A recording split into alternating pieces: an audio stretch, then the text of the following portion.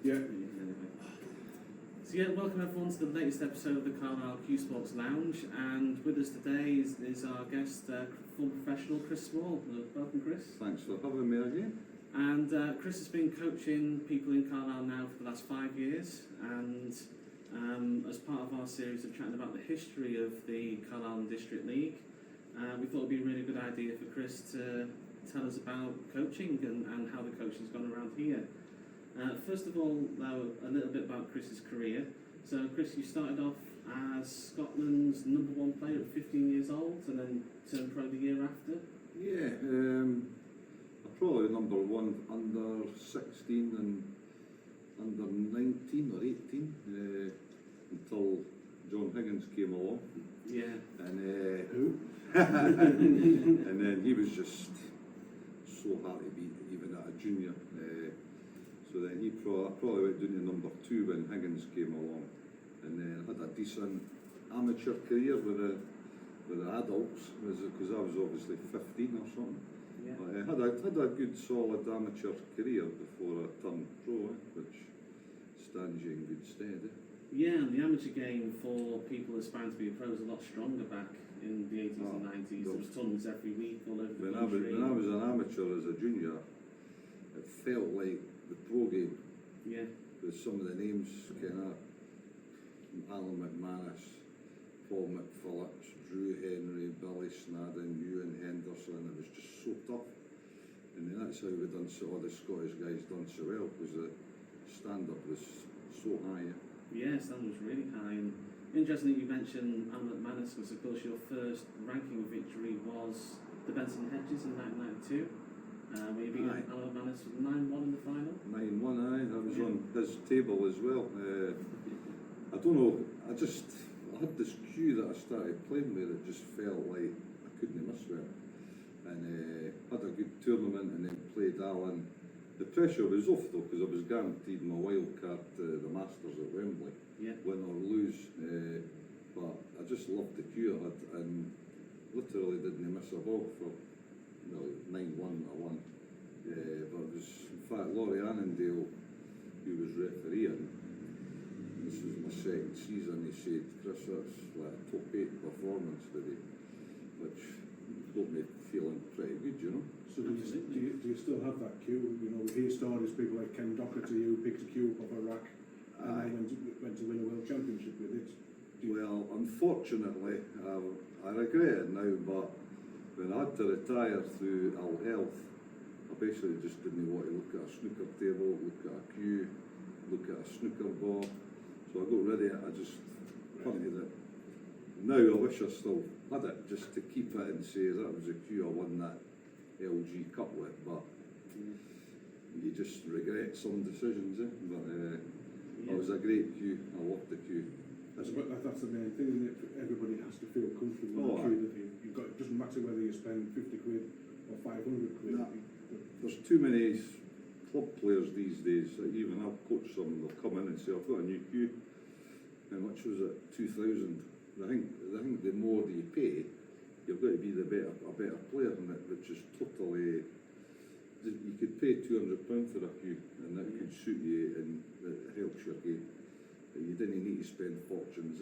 I paid £50 for my cue that I played with all my life. It was worth more than that, but I paid 50 to get it, and that done me for my whole career. I paid 45 for mine. Aye, so you didn't need to spend fortunes on a cue. Yeah, mine came just after we met. You had a contact for the precision cues in Glasgow. Aye, that's right. Came Yeah. to your house with Rob Barber and tried a few out and picked that one out. You found a cue you liked. Aye, so I always say if you like a cue, stick to it. Again, there's too many people change cues willy-nilly, and my cue just felt part of my arm. Yeah. If I'd have lost that cue, I'd have been all over the place. Yeah. It would have taken me a good year to find something that I liked again, so very important. Yeah. So anyone watching, like looking at Chris's record, will see that that's listed as a minor ranking event. In my opinion, there's no such thing as a minor ranking event, because like you said, it got you into the Masters, and it also put your ranking up at the end of the year to 62, which meant you didn't have to qualify anymore. And there was the benefit of you actually got to the World Championship that year, and you were the Right. youngest ever player to win a game at the Crucible when you beat Doug Mountjoy. Mountjoy, Any yeah. memories of that I to share with everyone? can remember it like yesterday. Yeah. That season, it was quite weird actually how it turned out. I started off turning pro working in the bank because my mum wouldn't let me leave without any qualifications for school, and she Yeah. wanted me to have a job, so well, it was disastrous. I think I won one match in about 8 events, and then my manager at the time said to my mum, how about letting him play full time and I'll pay him what he's getting for the bank. So my mum agreed, and then about 2 months later, I think I won 10 matches in a row to qualify for Sheffield. Yeah. Then Doug Mountjoy, but I remember I was so stressed, even as a young kid. Normally you're quite chilled, but I was so stressed out. And my dinner suit that I'd bought for my first TV debut, I'd lost that much weight that when I put my suit on, it didn't fit me. I had to get a girl that worked for World Snooker to take it in and whatever, you know. But I remember playing and winning 10-7 or 10-8. Didn't play great, but I just wanted to win, get into the next round, you know, and managed to do that. But it's a special place playing in the. You can't even describe it. You've just got to experience it to know how special a place it is, you know. Yeah, it's a special place for me as a fan to yeah. play there. I mean, I probably wouldn't be able to play there just through. It's always a sellout. It's Yeah. always a pack out. Yeah. Atmosphere's great. Even just having the table next to you, the fans clapping for that. Just again, there's always something going on in the auditorium. Yeah. And if you can't play well there or enjoy it, you shouldn't be playing snooker. So did you enjoy it? Were you able to, even if you weren't at the table, were you just were you aware of the surroundings around you, or were you just... I can remember playing there a few times thinking I didn't want to be here because the pressure was so bad, you know what I mean? Mhm. And then I remember playing there thinking I feel so relaxed and comfortable and I want to be here. Do you know what I mean? It's just, I suppose it's confidence, like every player. If you turn up at the Crucible with no confidence, it's got to swallow you up and you've got to play terrible. Right. But I played there good 2-3 times where I fell. In fact, one year I thought I could go very deep. I ended up losing 13-12 to Parrot in the last 16, and I was gutted because that was the year I felt really good. But aye, happy with my career though, I suppose. Oh, absolutely, yeah. And talking of you feeling really good and that you were going to go deep, you've told me off camera about how you felt when you won what is classed as the 4th biggest tournament in snooker. Yeah. Sponsored by LG for 3 years, the LG Cup, one of the British Masters, wasn't it, that they sponsored? British Open, I think British it was Open, before that. But it's effectively the tournament that carried like the 4th most ranking, Ah, it was the a biggie. 4th most Aye. prestigious Yeah. after the Masters and UK and Worlds, obviously. And you've talked to me about how you felt with the amazing run of beating Ronnie O'Sullivan and John Higgins, and then obviously Anna McManus again, 9-5 in the final. Yeah. Talk us through how you felt that day, winning the major ranking event, so to speak. I turned up at that tournament a wee bit under pressure actually, first tournament of the season. I think it was the first, I was starting the season outside the 32 provisionally, which I'd never experienced before. I was always in the 32. So, plus I'd just got married, so financially I needed to win a few games. So, but something just clicked. I won my first match against Mark Davis, and then I beat Joe Perry, and then something inside me told me I was winning the tournament. It was the strangest thing ever, and somewhere the self-belief. I was actually walking about the hotel to myself and to my friend and my manager saying, I'm the best player in the world, nobody can touch me this week. And that's how it turned out. And I even told my wife, you're coming to the final before I played O'Sullivan in the last 16. I says, make sure you get down to the final. She's like, but you've got Ronnie tomorrow. She's not got one. But that was my thinking Great the whole, mindset. and it just all came to plan. Which, if you could bottle that up, it would be Yeah. incredible. But Yeah, beat Ronnie 5-1, beat John Higgins 5-1, and then of course you went 4-2 down in the final, yeah, and come back to win 9-5 with just a 9-5. string of 50-plus breaks. it wasn't the best match, and I didn't play great, but it was my first major final, and felt a bit of pressure and whatever. But to me, it was just getting the win and winning the event, and so that was my dream, to win a big major event, and I always knew I could do it. It was just getting it coming out into your game and actually doing it. So when I did do it, I was just felt proud. Yeah, absolutely.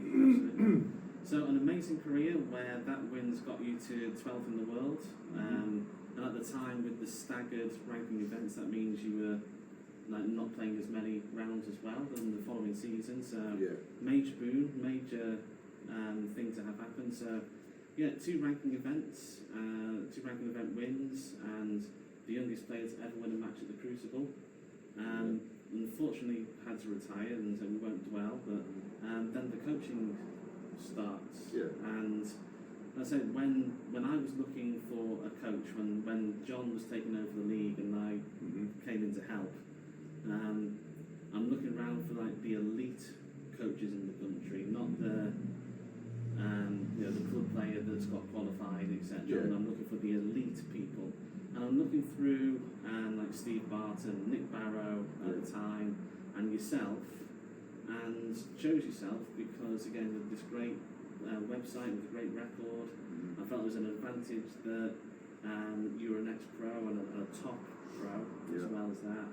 And yeah, 5 years ago we got you involved with the coaching, and first time we came to see you, you mentioned about the ex-league secretary offering you like a coaching day down here. It never happened, and I said, well, I can make it happen. yeah. And yeah, 5 years of your coaching here later, I think we're just saying just before this, probably 30 people now, something like that. Yeah.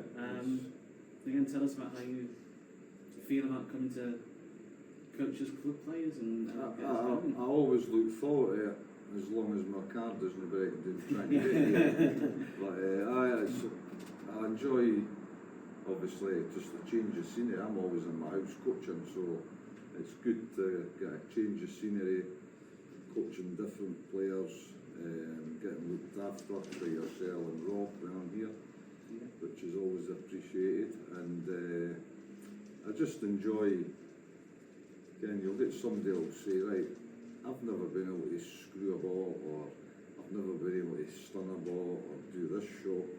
And then when you show them and they actually do it, it's quite very pleasing, isn't it?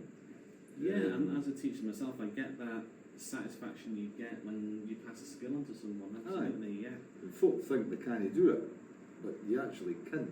You've got to just know how to do it. It must be great to see somebody who maybe played in our league for 30 or 40 years be taught something new, and a light bulb go off in their head. Yeah, aye, that's right. Happens all the time when I'm coaching back home and all. Just somebody, you can see them struggling to grasp it, and then eventually you're like, they're getting this now.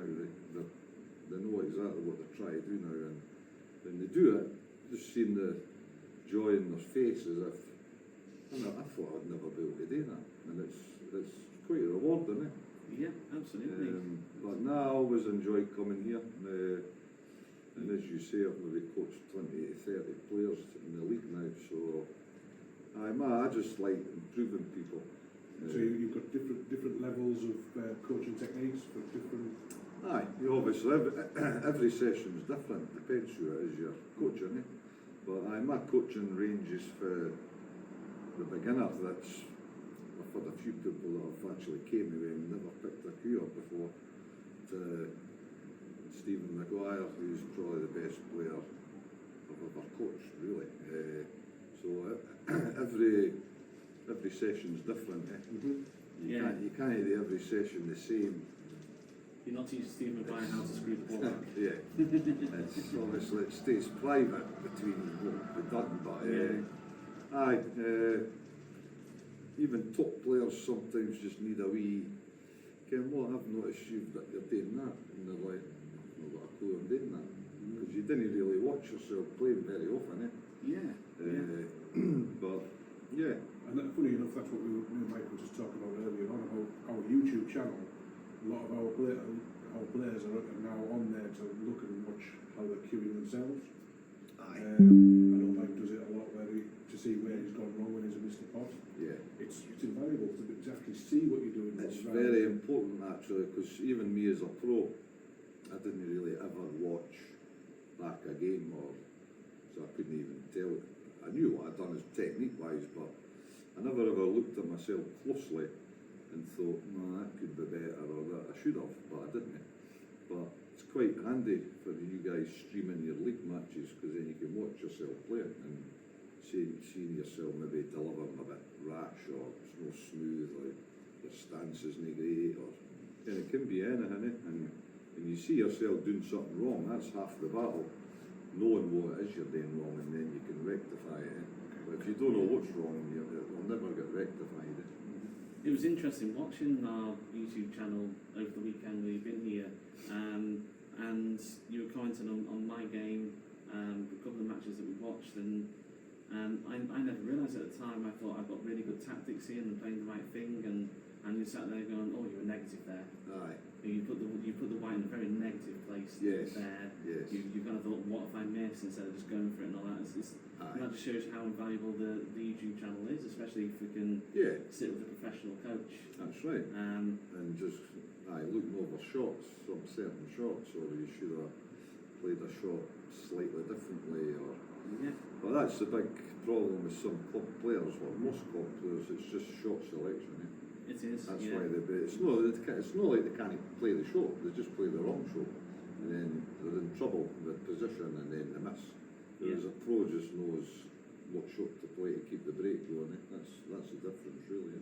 Yeah, absolutely. The easiest shot is not necessarily the Aye. shot. Aye, that's right. Yeah. Aye, sometimes you take a slightly harder shot on, and then that keeps the break simple. Yeah, that's experience. And Confidence.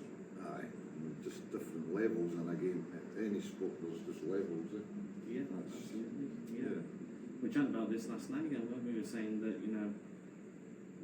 relatively for your level is hard work and practice and knowing what to do, but Yeah. there's also that talent element. I can practice all day every day and I'd never still be running the best of 17, so it is levels. But I think the 20 or 30 people you've coached, have all given really positive feedback. We've got some very good positive feedback this weekend, and Yeah. we've done a lot of technical stuff with people, a lot of shot selection stuff with other people.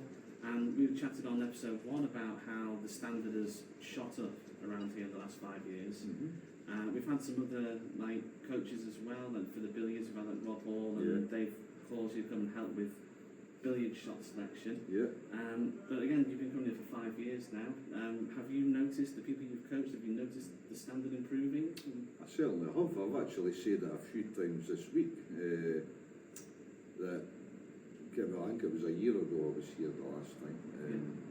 I've noticed a difference where a lot of people, you two included, I thought John done well today. I thought you done well yesterday. Andy had a really good session. Here's the £10. No, but I wouldn't say it if I didn't mean it. And Alan Stoughton this morning, I thought, Alan, you just look like you're a lot better than the last time I was here. Alan's a brilliant player. Really is a brilliant player, yeah. As long as I see the improvements with folk, I'm happy. I just didn't know what you see them going backwards. That's all right. So Yeah, I suppose the proof in the pudding is the files that you keep, the notes of people, and you've got a page for every time you coach, and you can see. I noticed this weekend I've been here watching a lot of it, and you pull the notes out and say, well, last time it was this, let's see what you do. And it's like, oh, you're not doing that mistake anymore. That's correct. We're down to number 3 on the list because you're not doing 1 and 2 anymore. So it is wonderful to say. We chatted about in episode 1 about the improvements that are going on in Carlisle. The league is improving in standard, and we thank you for everything that you're doing for the scene not- around Carlisle. And It's not a problem, and Help us as I say, I love coming here and coaching all you guys, and I think it's great enough because, like, even where I'm from, Edinburgh, I think there should be more players and teams in Edinburgh, which is disappointing, whereas it seems to thrive here. And yeah, it's your bread and butter. It's your grassroots. It's your Sunday league and Saturday morning league for football Yeah. people. It's getting that wide base to your pyramid, so you've got a few people at the top Yeah. that can compete at county level, or maybe even possibly on a world tour, whether it's billiards or snooker. yeah, You know, and if you get that pyramid nice and wide, and of course we're making a real effort to increase the participation with young people. yeah. We'll soon be making an effort to try and increase participation in other demographics as well. And you've seen a couple of the young people that are just starting this weekend with, Yeah. with Niall and Eddie. Niall and Eddie, yeah. Yeah, so Again, I thought they had good sessions as well. But it's good to see young people getting involved. I'd just like to see the juniors, 14, 15, 16-year-olds, because to me there's no enough playing these days. yeah, the more the Well, better. in Scotland anyway, it could be a wee bit different in I think, England, but I think it's the same in Carlisle. most places, Yeah. but it'd be great to see more juniors, but It'd be even- lovely to see more people emulate and what a very good billiard player does, and Philip Wellen, and what he does down in Norfolk with the junior club. That'd be excellent to see that replicated up and down the country a bit more. But yeah, it is difficult to get funding. Aye. It's very difficult to get funding to and get. it can be very expensive for parents or not, like Yeah. for kids that have into a hobby or sport. And I ken snooker's not the cheapest sport to play if you're playing 2-3 hours a day or 3-4 times. It adds up and can be very expensive. So It can. it's just unfortunate, but don't know how you get ruined at it. It's no easy getting funding or. It's not easy. No, we're trying, and it's not easy at all. But so I think we set it well. Like I said, I think the standards improving around here thanks to people like Chris and the other coaches that we've had, but mainly Chris. Chris is the main man. And again, if anyone wants some coaching with Chris is here regularly. Has his own room in Edinburgh. So please get in contact with the league if you want to be put in contact with Chris. Just email the league's email address. It will be on the ticker at the bottom. Yeah. So if you email the league's email address, we'll get you in the next time Chris is here. Or if you can't wait that long, we'll pass your email on to Chris and make sure that you can get the excellent coaching that we've all got. Yeah, thanks for your time, Chris. No Very much bother. appreciated, mate. Thanks for having me again. I've enjoyed it. Thanks very much, Chris. Thanks, John. Yeah.